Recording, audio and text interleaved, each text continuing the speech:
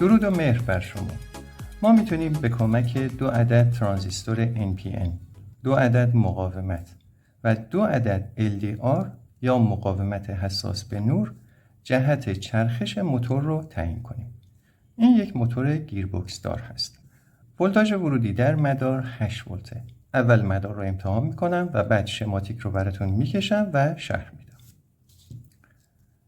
میخوام LED رو روی LDR نگه دارم. به جهت چرخش موتور دقت بفرمایید.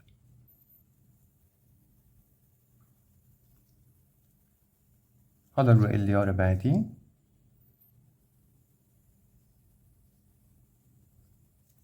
جهت چرخش برعکس میشه. حالا شماتیک رو براتون میکشم. این شماتیک این مداره. ما از 2 عدد ترانزیستور NPN استفاده کردیم. امیتر ترانزیستورها به هم متصله و به ولتاژ منفی متصل میشه. من از ترانزیستور C1027 استفاده کردم. اگر موتور قوی تر دارید، ترانزیستوری رو استفاده کنید که بتونه جریان مورد نیاز موتور رو فراهم کنه. کلکتور هر ترانزیستور به کمک یک مقاومت بین 100 تا 220 اوم به بیس ترانزیستور دوم متصله. پس کلکتور این ترانزیستور از طریق این مسیر آبی رنگ با مقاومت به بیس خورده و کلکتور این ترانزیستور به کمک این مقاومت به بیس متصله. موتور روی کلکتورها نصب میشه. حالا برسیم به LDR ها. اینا LDR هستن. یه سر مشترک دارن که ولتاژ مثبت وارد اینجا میشه.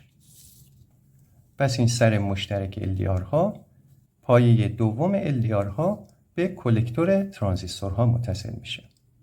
اگر به یاد داشته باشید این همون مدار اینورتر 2 ترانزیستوره هست. یعنی ما به جای اینکه LDR در اینجا قرار بدیم 2 تا سیمپیچ یا سلف داریم. در اینورتر دیگه موتور وجود نداره. پس موتور حذف میشه. به جای LDR 2 تا سلف هست. به این حالت سر مشترک همچنان 12 ولت رو میگیره یا ولتاژ مثبت رو میگیره. پس LDR ها حذف میشن. بدیهیه برای اینکه اینورتر بتونه ولتاژ بالا تولید کنه باید یک سیمپیچ ثانویه داشته باشیم. پس سیمپیچ ثانویه در این وره که ما غالبا 220 ولت رو ازش میگیریم. این ترانس به صورت ایزوله هست در حالی که این مدار ایزوله نیست. یعنی بخش ثانویه در این مدار وجود نداره. با فعال شدن LDR ترانزیستور مقابل خاموش میشه. حالا میخوام مدار رو به اسیلوسکوپ متصل کنیم و نحوه عمل مدار رو ببینیم.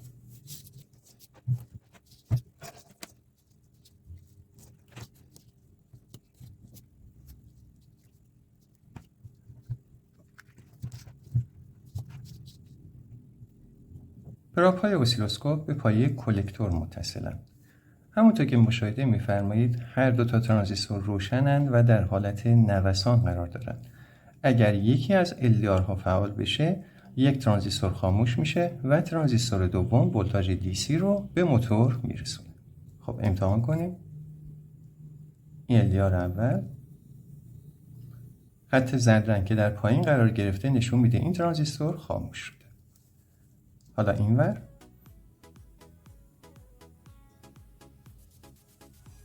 حالا خط آبی رنگ به صورت مستقیم در اومده و جهت چرخش موتور عوض شد.